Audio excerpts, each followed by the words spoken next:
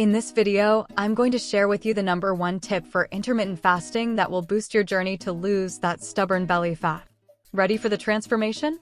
Let's dive into these intermittent fasting tips to help you rock your fat loss journey. We start with the 7th tip, okay? 2 tablespoons of apple cider vinegar in a glass of water. Why? Because apple cider vinegar lowers your blood sugar and insulin, which is the fat-producing hormone and a barrier to weight loss. It's so simple that everyone can do it. Just have 1, 2, or even 3 of these drinks in a given day. Now, for tip number 6, you're going to combine the ketogenic diet with intermittent fasting. This is a 1-2 punch. Just with intermittent fasting, you already lower insulin. But if you add the low-carb diet to it, you are going to be very, very successful. Additionally, going low-carb will allow you to transition into fat burning a lot quicker than just doing intermittent fasting by itself. For tip number 5, we'll start with a high-fat diet.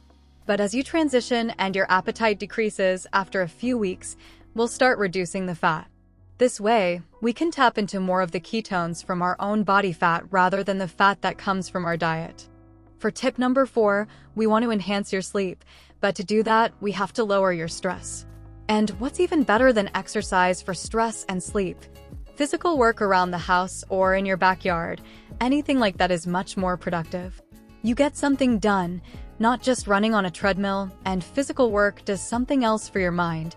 It gets your attention off the stresses of life. Tip number 3, exercising in a fasting state instead of right after a meal. There are actually 26 different studies that show when you exercise in a fasting state, you'll burn more fat. This just compounds your results by adding another strategy that can speed things up for you. As for the type of exercise, I would recommend doing a combination of higher intensity, but not more than twice a week because we don't want to overtrain. On the off days, take long walks. Tip number 2, you need to add more sea salt to your diet.